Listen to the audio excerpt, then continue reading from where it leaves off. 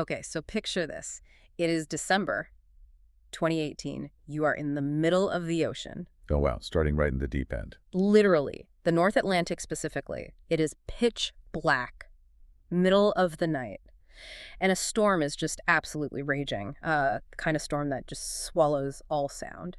And in the middle of this chaos, a woman named Vincent is falling. It is such a terrifying image to start with. She is plummeting from the deck of this massive container ship, the Neptune Cumberland. And the way the text describes this fall, I mean, it is not just physical, it is entirely metaphysical. Right, because as she hits the water, the source doesn't just give you the standard, she got wet and the water was freezing. It says she is suddenly neither in nor out of the ocean. She enters this weird sort of borderland. Yeah, that borderland concept is crucial. The cold is annihilating at first, but then almost instantly the cold just stops mattering. She isn't just swimming in water anymore. She actually starts swimming through her memories. Exactly. She begins to literally move through the rooms of her life as she drowns.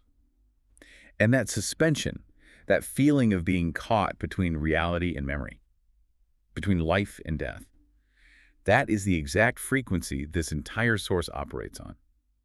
We're taking a deep dive into The Glass Hotel by Emily St. John Mandel today. And I really have to say right up front, if you are tuning into this deep dive because you're a huge fan of Mandel from her other work like Station 11, the one about the pandemic and the traveling symphony, this is a very different beast entirely. It really is. I mean, Station 11 was about the collapse of civilization as a whole. The Glass Hotel is much more intimate. It is about the collapse of a specific life, or rather, I should say the collapse of a fantasy. Right. It gets billed a lot as a mystery, but I want to be super clear with you right up top. This isn't a whodunit. We are not looking for Colonel Mustard in the library with a candlestick here. No, not at all. We know exactly who falls off the ship from the jump. We know who commits the crimes. Yeah, it's really a literary ghost story that's kind of just wrapped up inside a financial thriller. That is the perfect way to describe it. It is an investigation into why things shatter. During this deep dive, we're going to be talking about the kingdom of money versus the shadow country. We are going to unpack this completely mind-bending concept called the counter life. And we are going to look at how one single terrible decision can just ripple out through decades. I really want to dig into that counter life concept later because honestly, it kind of broke my brain a little bit when I was reading through the notes. It has that effect on people, yeah. But before we get there, let's look at what we are actually working with today. I want to frame this deep dive not just as a typical summary of a book, but almost as if we've just dumped a huge box of evidence right here on the table. I really like that approach. Yeah. Because the narrative structure of the book itself is incredibly fragmented. It literally feels like you are sorting through a stack of documents. Right. We have got lawsuits, we've got diaries, shipping logs, and perhaps most importantly, we have a very specific message scrawled in acid marker on a glass wall. Okay, so we have three main threads to untangle in this mess of evidence we've got here. First, there is the hotel itself, the Hotel Alkaitis. Second, there is a massive Ponzi scheme run by a guy named Jonathan Alkaitis, who is, let's be real, basically a stand-in for Bernie Madoff. Oh, very convincing stand-in, yes. Yeah. The parallels are impossible to miss. And third, we have the siblings, Paul and Vincent, two people who seem to just bounce off each other and break things wherever they go. They are the emotional core of all the wreckage, absolutely. Let's start with the location, the Hotel Alkaitis.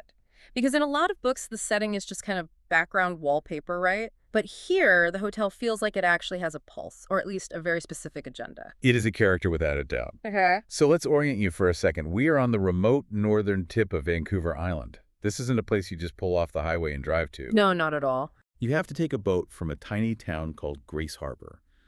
It is a rough 15-minute ride across dark, freezing cold water. And then suddenly, out of nowhere, there it is. This incredible glass and cedar palace perched right on the absolute edge of the wilderness. The descriptions in the source are just gorgeous. It sounds exactly like the kind of place I would see on an Instagram ad and immediately click on it, check the price, realize I'm way too poor to afford it, and then just sadly stare at the photos for 10 minutes. Oh, it is incredibly seductive. But there is a deep irony that is literally built right into the architecture of the place.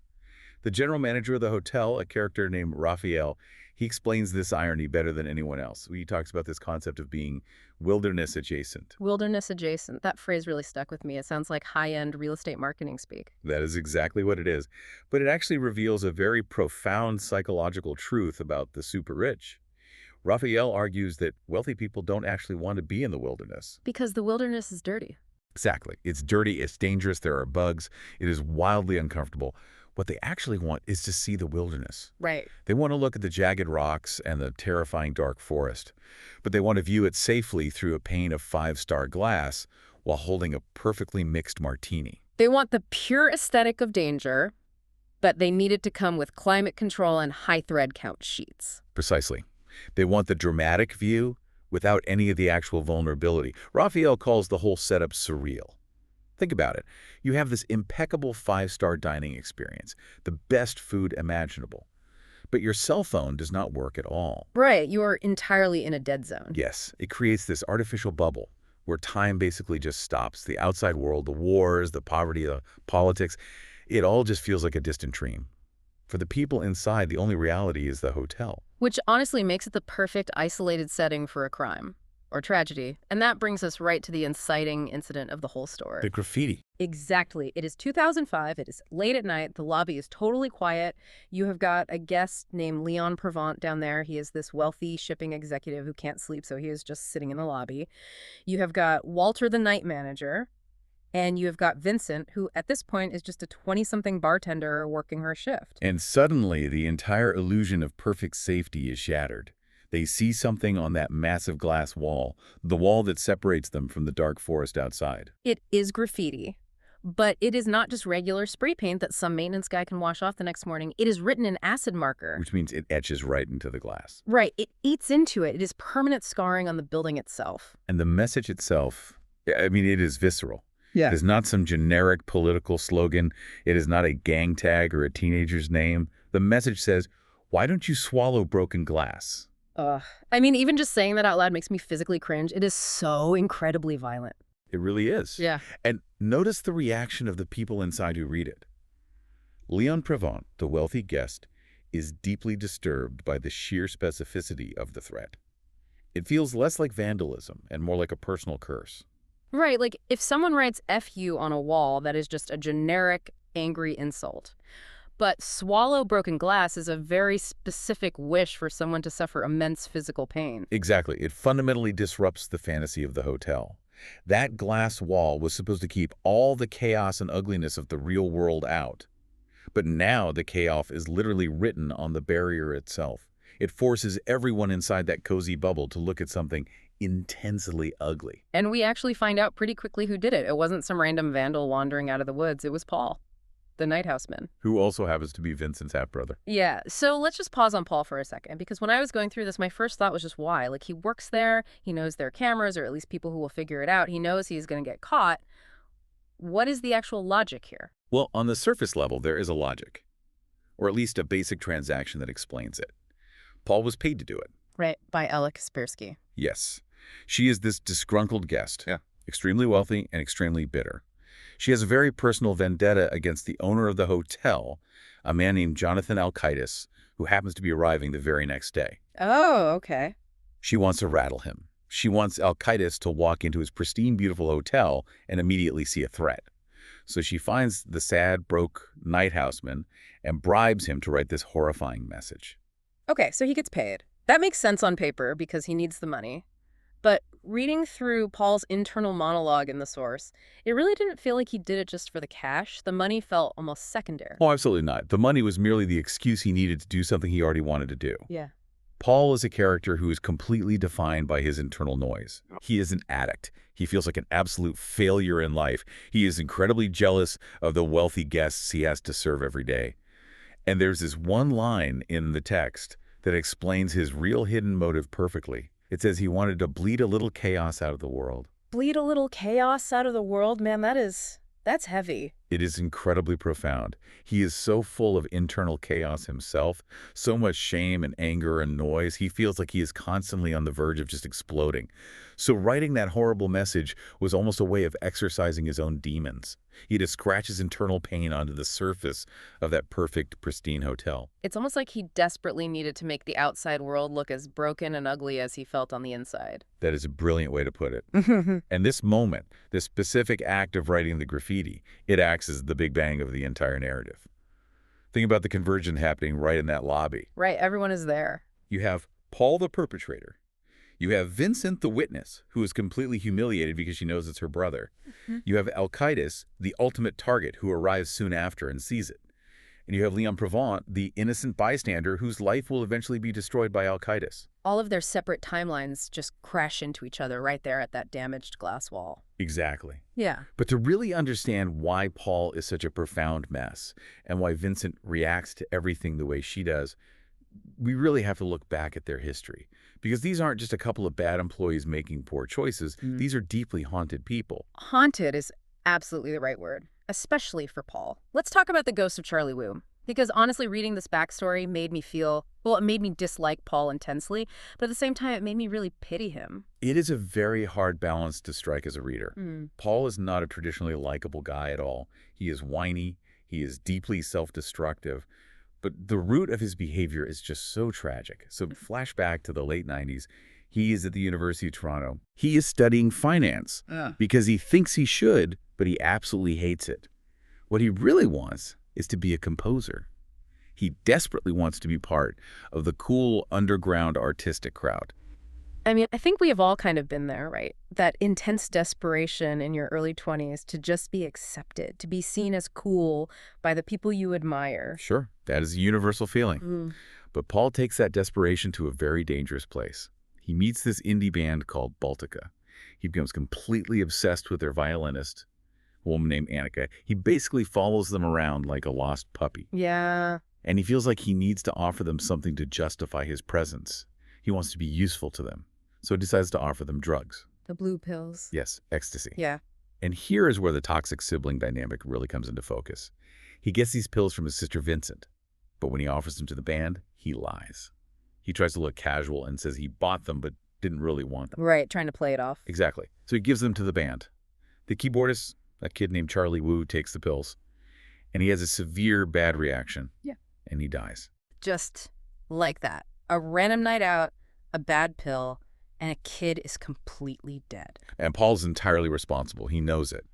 And the tragedy is he never, ever forgives himself for it. The text describes him as being permanently marked by this death. And I mean that literally. He starts hallucinating Charlie Wu in crowds. He sees him standing in doorways. It becomes a literal haunting for him. There was that one scene that really got to me where he actually goes to a therapist to try and deal with this. And the therapist tells him, and I'm paraphrasing here, but he says, you must gird yourself against disappointment. And Paul's internal reaction is just, I can. Right. He realizes he has no emotional skin. He is completely porous. The world hurts him constantly, and he has absolutely no defense mechanism against his own crippling guilt. Yeah. And that fundamental weakness makes him incredibly dangerous to the people around him, because people who are hurting that badly will very often use others to try and soothe themselves. Which leads exactly to what he does to Vincent later in life. Right. This part honestly made me so mad. So Vincent is making these beautiful little video art pieces, right? Just these short, weird atmospheric clips of the ocean and the forest. And Paul, he just completely steals them. He cannibalizes his own sister's art. He uses her private videos as the visual backdrop for his music compositions. And the sick irony is, that is how he finally gets famous. Right. He achieves his lifelong dream of being a celebrated composer, but he only does it by blatantly stealing his sister's vision. It is just so parasitic. I mean, he essentially destroys Charlie Wu just to look cool, and then he steals from Vincent just to be successful. He is a character who is just taking and taking from everyone around him. He really is. Yeah.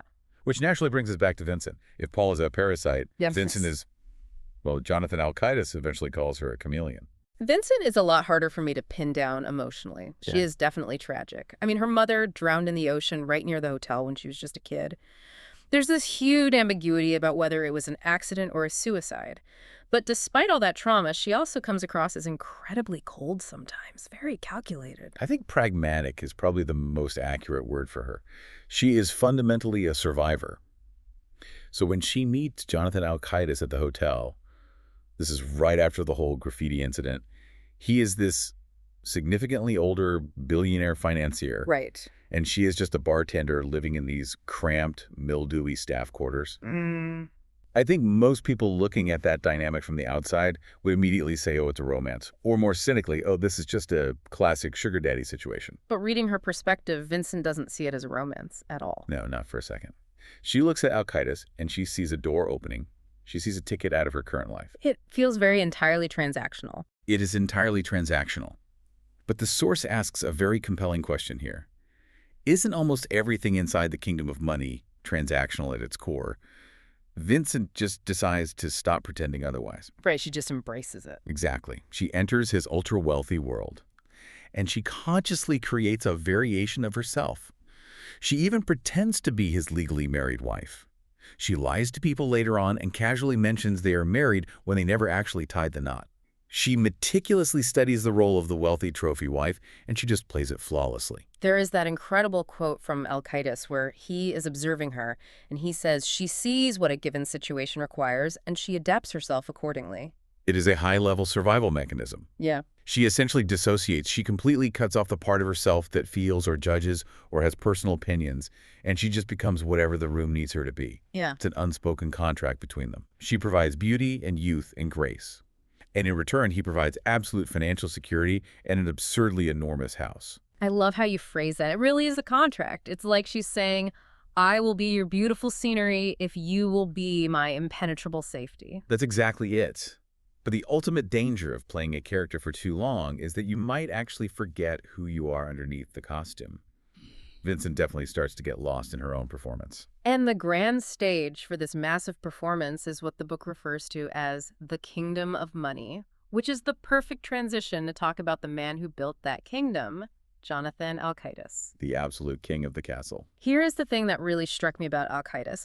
When you hear about a billionaire running a massive financial fraud, you kind of expect this cartoon villain. You know, you expect a guy twirling a mustache or some hyper-aggressive Wolf of Wall Street type just screaming into a phone on a trading floor. But Alkaitis is so, I don't know, he's just so boring. He is aggressively mild. That is the genius of his character. He is perfectly calm. He is incredibly reassuring to talk to. He actually listens when you speak to him. It is a masterclass in the absolute banality of evil. And as we mentioned, he is modeled very, very clearly on Bernie Madoff. Let's actually dig into the mechanics of the scheme for a bit, because the source gives us some really fascinating details on how this massive fraud actually functioned day to day. It wasn't just him sitting alone in a dark room typing fake numbers into a spreadsheet. It was a massive, fully staffed operation. It was essentially two completely different worlds operating in the same building. On the 18th floor of his firm, you had the legitimate brokerage. Okay. Real licensed traders buying and selling actual stocks, doing legitimate market research. Everything happening on the 18th floor was completely real and legal. But then you have the 17th floor. Yes. The asset management division. This was the black box of the entire company. This is where the exclusive high net worth clients put their money. And it was pure smoke and mirrors. Right. They weren't trading anything at all. They were just running a classic Ponzi scheme, taking newly invested money from client A to pay the fake returns they promised to client B. And Alkaitis was just skimming massive amounts off the top to fund his ridiculous lifestyle. What absolutely fascinates me about the 17th floor is the staff. The people actually doing the paperwork. The book brilliantly refers to them as the office chorus. It is this collective Greek chorus-style voice of the employees who work down there. It is arguably one of the most compelling parts of the entire narrative. Yeah. Because it forces us to explore the complete spectrum of human complicity. Whenever a scheme like this collapses, everyone always asks the same question. Did the staff know? Yep. Did they know they were criminals? And the answer the book provides is sort of. It's ambiguous. There's that one incredibly chilling line from the perspective of the chorus where they say, we all know what we do here. Right. They know, but they refuse to say it out loud. They actively create a culture of total silence. Instead of asking hard questions about where the returns are coming from, they focus intensely on the mundane details. Right, like the paper. Exactly. They focus on the high-quality stationery. They obsess over the exact fonts used on the fake bank statements they are printing. Yeah. They focus on their massive Christmas bonuses. They essentially choose to willfully blind themselves to the reality of their own actions. And speaking of Christmas, the descriptions of the annual holiday parties at the firm are honestly nauseating once you know what's really going on. Oh, it reads like a psychological horror movie scene once you have the full context. Yeah. Picture this massive, lavish party. You have the fraudsters from the 17th floor who know it's a scam mixing in the exact same room as the legitimate employees from the 18th floor who think they work for a great company. Right. And then scattered among all of them, you have the actual investors, the victims who are actively being robbed blind as they sip their drinks. So you literally have the people actively stealing the money, drinking expensive champagne with the exact people they are stealing it from. And everyone is smiling. Everyone is dressed beautifully. Alkaitis is just circulating through the crowd, shaking hands, patting people on the back, playing the role of the benevolent financial king. It perfectly captures the absolute terrifying fragility of that entire world. It looks from the outside like an impenetrable fortress of wealth, but the walls are made of thin glass. And then 2008 happens. The global markets completely crash. The investors panic and all want to pull their money out at the exact same time. And suddenly the fake math on the 17th floor just doesn't work anymore. The bubble finally bursts. Alkaitis is arrested in his mansion the very morning after the lavish holiday party. The grand illusion just evaporates overnight. And this collapse leads us directly into what I think is easily the most mind-bending concept in the entire source text, the counterlife. This is where Mandel takes a very hard, very fascinating turn into pure psychological horror. So Alkaitis goes to federal prison. He's facing something like 170 years. He knows he's going to die in a tiny concrete box. And he just snap. It is infinitely more complex than just snapping. It is a profound psychological refusal. His mind simply cannot accept the brutal reality of his new situation, the crushing guilt, the public shame, the total loss of his autonomy and power. It's just way too much trauma for his massive ego to process. So his brain literally constructs an alternate parallel reality to live in. He starts actively hallucinating. He hallucinates an entire detailed timeline where he simply didn't get caught. In his mind, in what he calls the counterlife, he imagines that he realized the feds were coming and he actually made it to the airport in time. Right. He imagines he boarded a private flight and successfully fled to Dubai.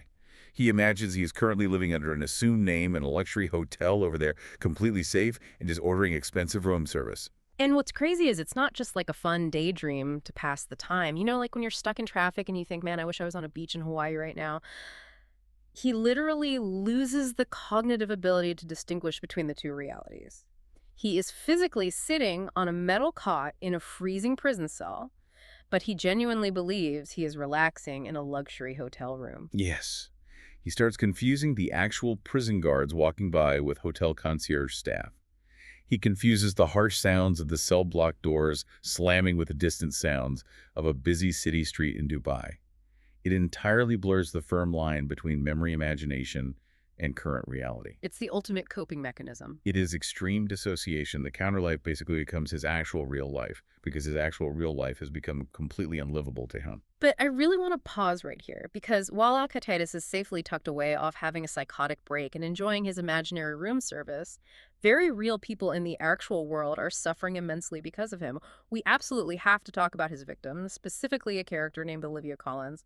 Olivia completely breaks my heart every time I read her sections. She truly represents the small independent investor. She is not some ruthless hedge fund manager who took a bad risk. No. She is an elderly artist. She was a famous painter's muse in her youth. She lived this very vibrant bohemian life. And she has this modest little nest egg that she trusted entirely to Alkaitis simply because she knew his brother years ago. She trusted the personal connection. She thought she was safe because they were practically friends. And because of that trust, she loses absolutely everything. Yeah. There is this one scene that is just completely devastating in its quietness. She's sitting alone in her small apartment. She is looking down at her newly arrived bank statement. And she just slowly does the math in her head. She realizes she can only afford to pay her rent for 2 more months. That is it. Just 2 months of safety left. And then homelessness. The grand, glittering kingdom of money has completely collapsed, and she is the one buried alive under the heavy rubble.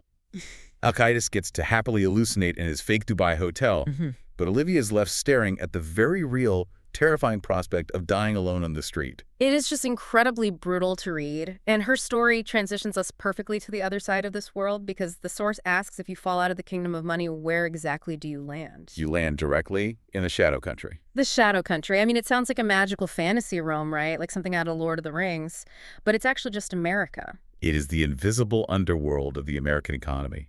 It is the vast realm of millions of people who have simply fallen through the giant cracks in the safety net. Yeah. It is the world of transient RV parks, the endless cycle of temporary, low-wage jobs, the unseen homeless population living out of their cars. It is the vast population of people we as a society actively choose not to look at. And our primary guide to this bleak world is Leon Prevent. Remember him from earlier? The wealthy shipping executive who is sitting in the Cayette lobby, the guy who is so deeply offended by the broken glass graffiti. The irony of his arc is just brutal. That graffiti ended up being a literal prophecy for his life. Ah. Because he had all his money managed by Alkaitis, he loses his entire massive retirement fund in the scheme. He loses his beautiful house, he loses his wife, he loses his elite social status. He goes overnight from being this master of the universe executive to literally living full-time in a cramped RV. And he has to start working grueling low-wage physical jobs just to buy gas and food. He stocks heavy boxes in a supply room at a Marriott hotel. He cleans out dirty swimming pools. And the psychological shift that happens to him is really profound to watch.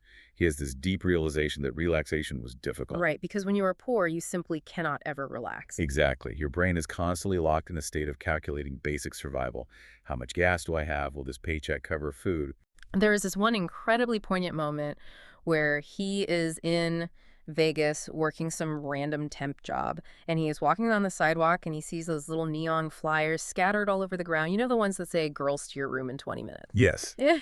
And he has this sudden, stark realization that in his past life as a wealthy executive, he used to just confidently walk past those desperate people handing out flyers and completely ignore them. They were just invisible background noise to him. Yeah. But now he realizes he is actually one of them. Yeah. He drives his RV past these exhausted hitchhikers on the highway. He suddenly realizes that he and they are all citizens of the exact same drift. Citizens of the drift. Man, I felt that phrase deep in my bones. It perfectly captures this terrifying realization that the firm line we all imagine exists between us and them, between the comfortable middle class and the absolute destitute poor, is incredibly paper thin. It is quite literally made of glass. Yeah. And it shatters so easily with just one bad event. The shadow country is always right there, right beneath our feet, just waiting to catch us. It is completely invisible to the people safely inside the kingdom of money, right up until the floor suddenly drops out. So Leon is out there aimlessly drifting in his RV. But what about Vincent? Because Vincent definitely falls completely out of the kingdom of money, too. But she handles her descent totally differently than Leon does. She does. When the feds raid the house and the arrest happens, Vincent doesn't panic and try to illegally salvage any of the stolen money. She doesn't immediately try to find another rich, older man to attach herself to for safety. She just walks away from all of it. Right. She just packs a single duffel bag and she leaves the mansion. And she completely refuses to play the role of the tragic victim. She goes right back to her roots. She goes back to the water. She actually manages to get a grueling job as a cook on a massive industrial container ship, the Neptune Cumberland. And this specific part of the book was just incredibly vivid to me. The sensory description of life on that massive ship. It is deafeningly loud all the time. The whole place smells constantly like burnt grease and heavy diesel fuel. The work is physically exhausting and genuinely dangerous.